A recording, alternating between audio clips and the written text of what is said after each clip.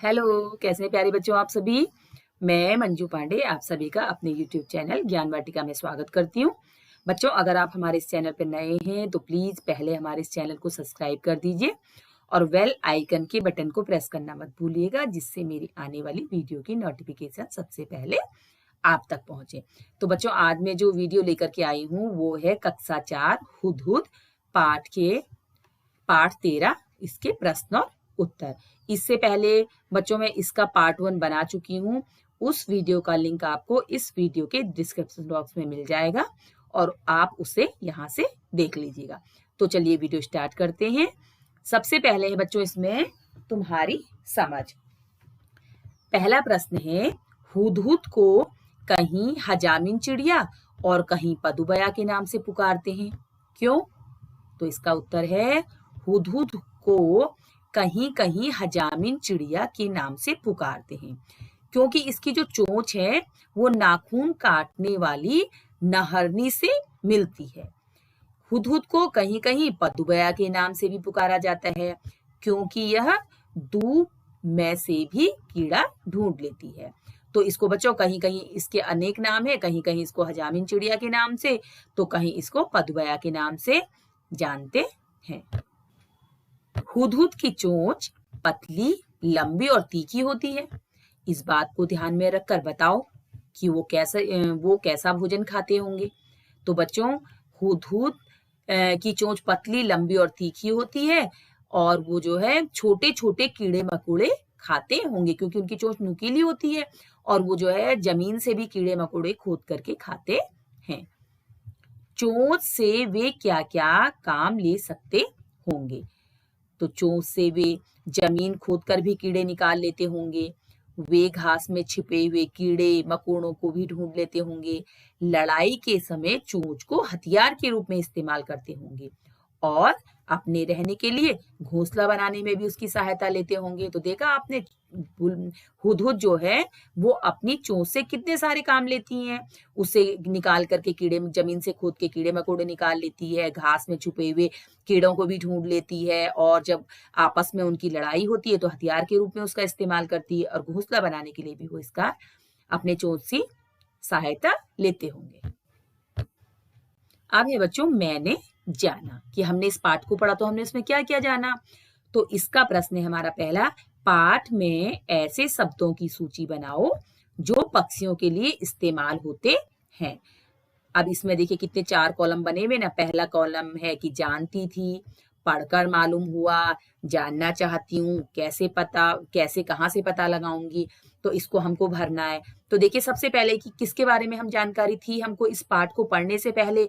देखिए गिद्ध के विषय में हम जानते थे, पंख, चोंच, दुम, अंडे, घोंसला, ये हमको जानकारी थी कि जो है गिद्ध एक पक्षी होता है और जो है पक्षियों के पंख होते हैं, चोंच होती है, उनकी दुम होती है, वो अंडे देते हैं घोंसले में, है ना। तो इसकी तो हमको जानकारी थी। और जब हमने ये पाठ पढ़ा तो इसको पढ़ने के बाद हमको किस चीज की जानकारी, हमें क्या मालूम हुआ? तो हमको इस पाठ को पढ़ने के बाद हुदहुद के विषय में, उसके सिर की कलगी के बारे में, उसे हजामिन, पदुबया, शाह सुलेमान आदि नामों से जाना जाता है, इसकी हमको जानकारी हुई। क्योंकि जब हमने पाठ पढ़ा तो हमको हुदहुद के विषय में जानकारी प्राप्त हुई कि उसका रंग कैसा होता है, उसके सिर के ऊपर जो पंख लगे हुए हैं उसको कलगी कहते हैं, उनको हजामिन, पदुबया, शाह सुलेमान आदि नाम से जाना जाता है। उसके बाद हमको इसमें देखिए तीसरा कॉलम है, जानना चाहती हूँ कि किन किन पक्षियों की कलगी होती है, किस पक्षी की दुम कैसी होती है, अंडे कैसे कैसे होते हैं। तो हमारे मन में बच्चों जब हम पढ़ते हैं तो हमारे मन में जिज्ञासा उत्पन्न होती है कि किन किन पक्षियों की के सिर पे कलगी होती है या पक्षियों की दुम कैसी होती है। पक्षियों के अंडे अलग अलग होते हैं ना, किसी पक्षी के छोटे होते हैं, किसी के थोड़ा से बड़े होते हैं, तो उनके बारे में हम जानना चाहते हैं कि वो कैसे होते हैं। उसके बाद है कैसे, कहाँ से पता लगाएंगे। अब पक्षियों के बारे में हम कहाँ से पता लगाएंगे? तो इसका आपका आंसर है कि अध्यापिका से पूछकर और पुस्तकों से पढ़कर पता लगाऊंगी, या तो हम अपने अध्यापक अध्यापिकाओं से पूछ करके पता लगाएंगे पक्षियों के बारे में, उनसे संबंधित और विभिन्न जानकारियां इकट्ठी करेंगे, या पुस्तकों के माध्यम से। और आप आजकल जानते हैं जैसे कि आजकल विज्ञान का युग है ना, तो नेट के द्वारा हम जानकारी हासिल कर सकते हैं, क्योंकि इसमें सभी प्रकार की जानकारियां हमको मालूम हो जाती हैं, तो हम उसके द्वारा भी पता लगा सकते हैं। पाठ पढ़ने के बाद अपनी कॉपी में एक तालिका तैयार करो और उस तालिका में मालूम की गई जानकारी के बारे में लिखो। जैसे बच्चों ऊपर हमने 4 तालिकाएं बनाई थी ना, तो आप अपनी कॉपी में एक और अलग से तालिका बनाइए और उस तालिका में आपने अपने अध्यापकों से, अपने शिक्षकों से और आपने पुस्तकों के माध्यम से या आपने नेट के द्वारा जो भी जानकारी हासिल की है, उस जानकारी को भी आप उसमें लिखिए। तो ये आप स्वयं कीजिएगा। अब आता है पहचाने कैसे। प्रश्न है आपका, अगर तुम्हें हुदहुद को पहचानने के लिए किसी की मदद करनी है तो तुम उसे कौन कौन सी बातें बताओगी? 4-5 वाक्यों में लिखो। तो बच्चों, अगर हमको कोई हमसे पूछे कि हुदहुद के बारे में आप बताइए, तो हम उसकी क्या मदद कर सकते हैं? तो उसमें 4-5 वाक्यों में हम कैसे बताएंगे कि हुदहुद कैसी होती है, जिससे कि अगला व्यक्ति हुदहुद को पहचान सके। तो देखिए, सबसे पहला है कि हुदहुद का सारा शरीर रंग बिरंगा और चटकीला होता है। हुदहुद के जो रंग होते हैं ना, वो एकदम चटकीले होते हैं। पंख काले काले होते हैं, जिन पर मोटी सफेद धारियां बनी हुई होती हैं। काले पंखों के ऊपर मोटी मोटी सफेद धारियां बनी हुई होती हैं। उसके सिर पर बादामी रंग की कलगी होती है। कलगी कहते हैं जो ऊपर से पंखों का जो आपका ऊपर से मुकुट जैसा बना हुआ होता है ना, उसको कलगी कहते हैं। उसके सिरे काले और सफेद होते हैं। कलगी तो बादामी रंग की होती है, लेकिन कलगी का जो सिरा होता है ना, कलगी के जो पंख होते हैं, उनके जो सिरा होता है वो काले और सफेद रंग से का होता है। उसकी दुम का हिस्सा सफेद और बाहरी हिस्सा काले रंग का होता है। उसकी चोंच पतली, लंबी और तीखी होती है। तो आपको आई ना हुदहुद की पहचान। अब आप पहचान जाएंगे हुदहुद। ठीक, अब कौवे या कबूतर को पहचानने के लिए 4-5 बिंदु लिखो। यह लिखने के लिए तुम्हें इन पक्षियों को कुछ समय तक बहुत गौर से देखना होगा। तो बच्चों देखिए, कौवे और कबूतर सभी को बच्चे पहचानते हैं। तो चलिए हम यहाँ पे कुछ पहचान के लिए कुछ बातें कौवे के बारे में बताते हैं। कौवे को तो सभी लोग जानते हैं, क्योंकि सभी के घर में छत पे बैठा अक्सर बैठते हैं कौवे, है ना, या घर के पास पेड़ होता है उस पर बैठते हैं। तो चलिए कौवे की पहचान हम कैसे करेंगे। कौवा काले रंग का होता है। कौवे का रंग कैसा होता है? काला होता है और एकदम चमकीला होता है। काला यानी इतना काला होता है कि वो चमकते हैं, उसके पंख, उसमें चमक होती है। कौवा कोयल से बड़ा होता है। कोयल और कौवा आपने सुना होगा ना, कोयल छोटी, कोयल भी काली होती है, लेकिन क्या है, कोयल कौवे से छोटी होती है। कौवा आकार में कोयल से बड़ा होता है। इसके बोलने पर काव काव की आवाज होती है। कभी आपने देखा होगा, आपकी छत पे बैठा होगा कौवा, या आपके घर के पास कोई पेड़ होगा उस पे बैठता है ना, और जब आकर के घर पे काव काव करता है बैठ के, तो बड़े जो बुजुर्ग हैं वो कहते हैं कि आज को कौवा जो है किसी मेहमान के आने की सूचना दे रहा है, तो बैठा हुआ काव काव करता है ना।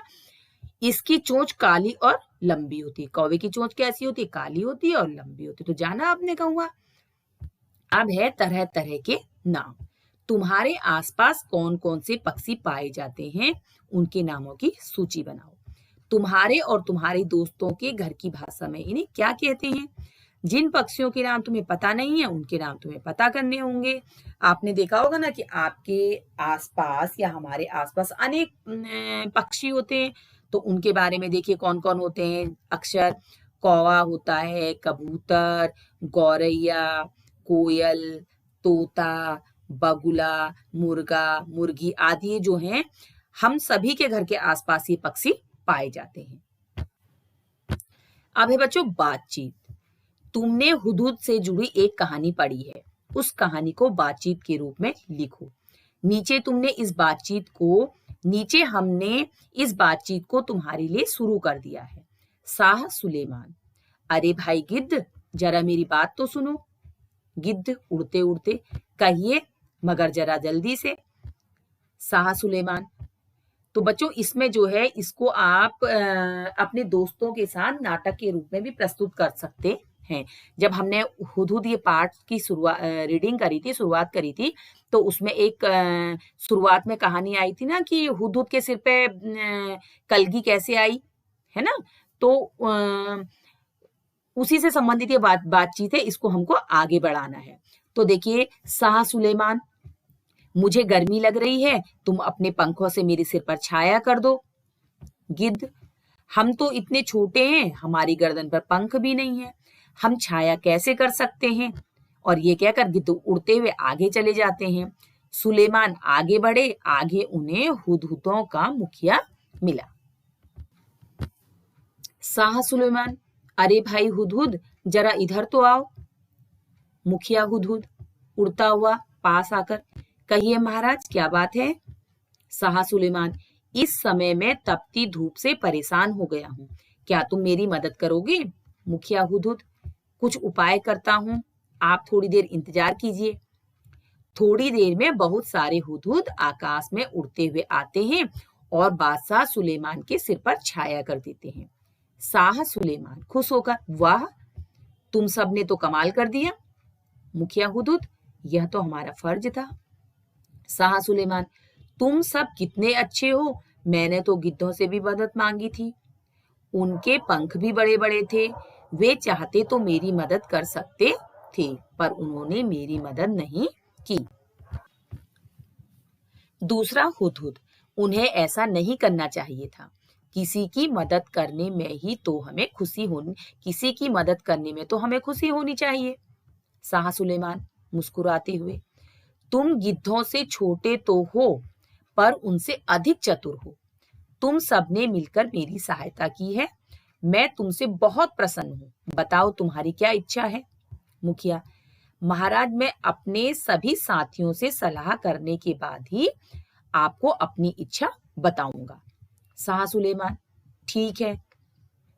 मुखिया हुदहुद अपने साथियों से कुछ बात करता है। शाह सुलेमान, सलाह हो गई, वरदान मांग लो। मुखिया, महाराज, आज से हमारे सिर पर सोने की कलगी निकल आए। शाह सुलेमान हंसकर, मुखिया, इसका परिणाम क्या होगा, यह तुमने सोच लिया है ना। मुखिया, हाँ महाराज, खूब विचार करके यह वर मांगा है। शाह सुलेमान, ठीक है, ऐसा ही हो। सभी हुदहुदों के सिर पर सोने की कलगी निकल आती है, सभी खुश होकर चले जाते हैं। कुछ दिनों बाद महाराज के दरबार में हुदहुदों का मुखिया पहुंचता है। मुखिया घबराया हुआ, महाराज, हमारी रक्षा कीजिए। शाह सुलेमान, क्यों, क्या हुआ। मुखिया, महाराज, अपना वरदान वापस ले लीजिए, जब से हमारे सिर पर सोने की कलगी निकल आई है, तब से लोग हमें ढूंढ ढूंढ कर मारने लगे हैं, इस तरह तो हमारा वंश ही समाप्त हो जाएगा। शाह सुलेमान, मैंने तो शुरू में ही तुम्हें चेतावनी दी थी। खैर, जाओ, आज से तुम्हारे सिर का ताज सोने का नहीं, सुंदर परों का हुआ करेगा। मुखिया खुश होकर, महाराज, आपका बहुत बहुत धन्यवाद। अब है बच्चों रंगारंग। प्रश्न है, हुदहुद का सारा शरीर रंग बिरंगा और चटकीला होता है। हुदहुद का रंग चटकीला बताया जाता है। रंग कैसे हैं यह बताने के लिए कुछ शब्दों का इस्तेमाल किया जा सकता है, जैसे फीके रंग, चटकीले रंग आदि। बताओ कि ऐसे किन किन चीजों के रंग होते हैं। अब देखिए बच्चों, रंग का नाम है और इन रंग की चीजों के नाम, की कौन सी चीजें गहरे रंग की होती हैं, कौन सी फीके रंग की होती हैं, कौन सी भड़कीले रंग की होती है, कौन सी सुनहरी होती है ना। तो देखिए, गहरा रंग किन किन वस्तुओं का होता है, जैसे वस्तुओं या प्राणियों, किसी का भी, है ना। तो देखिए, भालू है, भालू एकदम गहरे रंग का होता है, काले गहरे रंग का होता है ना, काला रंग होता है भालू का एकदम। पत्तियों का एकदम गहरा हरा रंग होता है, कौवे का भी गहरा काला रंग होता है। और फीका रंग देखिए किस किस का होता है, मिट्टी का रंग फीका होता है, खरगोश का रंग होता है, और आपने आसमान देखा होगा, हल्का सा नीला होता है, और हाथी का रंग आपने देखा होगा, है ना। तो इनका रंग कैसा होता है, फीका होता है। और भड़कीला रंग होता है, देखो पलाश के फूल का रंग बच्चों बहुत ही भड़कीला, यानी एकदम सुर्ख होता है, पर पलाश के फूल एकदम सुर्ख लाल होते हैं। मोर का रंग आपने देखा होगा, कितना एकदम चटक रंग होते हैं, मोर के दूर से ही चमकते हैं, है ना। ऐसे तोते का जो हरा रंग होता है वो भी एकदम चमकीला होता है, भड़कीला होता है, दूर से ही चमकता है। अब सुनहरा देखिए, सुनहरा किसका, हार, कंगन, अंगूठी जो होते हैं, सोने की चीजों का ही रंग तो सुनहरा होगा, है ना। तो आपने देखा कि किस तरीके से जो है रंग जो है गहरे, फीके, भड़कीले और सुनहरे होते हैं।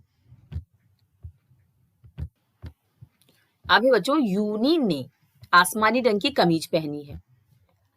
आसमानी रंग का नाम कैसे बना होगा, सोचो। ऐसे ही कुछ और रंगों के नाम लिखो जो किसी चीज के नाम पर पड़े हैं। यूनिसॉर बच्चों, किसी बच्चे का नाम है, उसने कैसे आसमानी रंग उसका कैसे पड़ा, यानी आसमान का जैसा रंग, तो उसको हमने क्या कह दिया, आसमानी रंग। इसी तरीके से हमें कुछ और रंगों के नाम भी लिखने हैं जिनके नाम किसी चीज के नाम पर पड़े हैं। जैसे लगा लीजिए आप फल के, सब्जी, पत्तों आदि के नाम पर, है ना। तो देखिए जैसे ये हमारे हो गए रंग का कॉलम, एक हमारा हो गया वस्तु या किस चीज के ऊपर उनका नाम पड़ा। अब जैसे हम कहते हैं देखो बैंगनी रंग, तो बैंगनी रंग किसके नाम पर पड़ा, बैंगन के। आपने देखा है ना बैंगन का रंग कैसा होता है बाहर का, तो उस रंग से मिलता जुलता जो रंग होता है या उस रंग जैसा जो रंग होता है हम उसको बैंगनी रंग कह देते हैं। इसी तरीके से नारंगी रंग, अब नारंगी क्या है, फल है, संतरा है ना, फल है ये। तो इसका जिस रंग का रंग इससे मिलता जुलता है हम उसको कह देते हैं नारंगी रंग। ऐसे ही है चंपा, चंपा क्या है, फूल है, और इस फूल से मिलते हुआ जो रंग होता है उसको हम चंपई रंग कह देते हैं। ऐसे ही बादाम आप सब लोग पहचानते होंगे, देखा है ना आपने बादाम का रंग कैसा होता है, उससे मिलते जुलते रंग को हम कह देते हैं बादामी रंग, बादाम की तरह जिसका रंग होता है। और मेहंदी के पत्ते, मेहंदी के पत्ते आपने देखा होगा या किसी भी में आपने मेहंदी देखी होगी, उसका रंग कैसा होता है, थोड़ा अलग हरा होता है, तो उसको हम मेहंदिया रंग कह देते हैं। जामुन आप सबने देखे होंगे, जामुन के रंग की तरह जो रंग होता है उसको हम जामुनी रंग कह देते हैं। ऐसे ही आपने तांबा देखा है ना, तांबा एक धातु होती है, तो उससे मिलता जुलता जो रंग होता है उसको हम तांबई रंग कह देते हैं। कत्था, कत्था देखा है आपने, किसके ऊपर लगाते हैं कत्था, पान के ऊपर लगाते हैं, है ना, भूरे भूरे से रंग का होता है, तो उससे मिलता जुलता जो रंग होता है उसको हम कत्थई रंग कह देते हैं। इसी तरीके से केसर, केसर आपने देखी है ना, तो केसर को से मिलता जुलता जो उसके रंग से मिलता जुलता जो रंग होता है उसको हम केसरी रंग कह देते हैं। रंग वो हमारे फल, सब्जी, पत्तों आदि के नाम से के आधार पर है। ये लास्ट है। शब्द एक, अर्थ अनेक। अब बच्चों पहला है आपका साह की भेंट हुदहुद के मुखिया से हुई और मुझे मेरी बहन ने एक सुंदर भेंट दी। अब इसमें देखिए दोनों आपके जो वाक्य हैं इनमें आपका भेंट शब्द आया है, लेकिन इन दोनों भेंट शब्दों का अर्थ अलग अलग है। जैसे ऊपर वाला जो वाक्य है उसमें साह की भेंट हुदहुद के मुखिया से हुई, तो यहाँ भेंट शब्द का अर्थ है मुलाकात से। और नीचे वाले वाक्य में है मुझे मेरी बहन ने एक सुंदर भेंट दी, यानी उपहार या उपहार से है। तो तुम भी कोई ऐसे 4 शब्द सोचो जिनके 2 मतलब निकलते हो, उन वाक्यों में प्रयोग करो। तो बच्चों यहाँ जो है हमको भी ऐसे ही 4 शब्द ढूंढने हैं जो शब्द तो सेम वो ही हो लेकिन उनके अर्थ अलग अलग हो। अब देखिए जैसे हम बना सकते हैं पर का अर्थ होता है पंख, है ना, मोर के पर बहुत सुंदर होते हैं। और दूसरा है आपका आज का काम कल पर मत छोड़ो। तो देखिए एक पर का अर्थ तो है पंख और दूसरे पर का है ये आपकी सहायक क्रिया हो गई इसको इसमें, है ना। दूसरा है कलम, रवि कलम से लिखता है। कलम का अर्थ हो गया यहाँ पे पेन, है ना। और दूसरा है बादशाह ने चोर का सिर कलम कर दिया। तो इसका यानी सिर कलम कर दिया यानी उसकी गर्दन काट दी। तो यहाँ पे दोनों कलम का अर्थ अलग अलग है, एक का अर्थ हो गया काटना और एक का हो गया कलम यानी पेन। अब है बच्चों तीसरा है हमारा गोलू इस कविता का क्या अर्थ है, और हर वस्तु अर्थ से खरीदी जाती है। तो इसमें देखो अर्थ का यहाँ पे है कि उसका क्या मतलब है, यहाँ पे अर्थ से अर्थ है कि मतलब उसका क्या मतलब है इस कविता का, और दूसरे अर्थ का यहाँ पे अर्थ है या उसका मतलब क्या है, यहाँ पे है पैसे से है, इस अर्थ का मतलब है पैसा। उसके बाद है पत्र, यह आम का पत्र है। तो यहाँ पे पत्र से का अर्थ है पत्ता। और मैंने कल पिताजी को पत्र लिखा, और यहाँ पे पत्र से अर्थ है यानी उनको पत्र लिखा। अब है बच्चों नाम, हुदहुद एक बहुत ही सुंदर पक्षी है। हुदहुद और पक्षी दोनों को ही हम संज्ञा कहते हैं। अब नीचे दी गई तालिका को आगे बढ़ाओ। अब जैसे हुदहुद, पक्षी, भारत, देश, अनार, फल। तो बच्चों ये हमको यहाँ पे लिखने हैं संज्ञा शब्द, है ना। किसी प्राणी, वस्तु, स्थान अथवा भाव के नाम को संज्ञा कहते हैं। तो यहाँ पे हमको संज्ञा शब्द लिखने हैं, जैसे हुदहुद, भारत, अनार, पक्षी, देश, फल, ये सब क्या है, हमारे संज्ञा शब्द हैं। तो हम इसको कॉलम को आगे बढ़ाएंगे। हाथी, हाथी क्या है, जानवर है। मुंबई शहर है। गंगा नदी है। हिमालय पर्वत है। और रामायण पुस्तक है। तो ये है हमारे संज्ञा शब्द। हेलो, तो बच्चों आपको ये वीडियो कैसी लगी? आपने देखा कि इस वीडियो के माध्यम से हमने अनेक जानकारियां हासिल करी। अगर आपको मेरी ये वीडियो पसंद आई हो तो प्लीज मेरी इस वीडियो को लाइक, शेयर और हमारे इस चैनल को सब्सक्राइब अवश्य कीजिएगा। तब तक के लिए गुड बाय।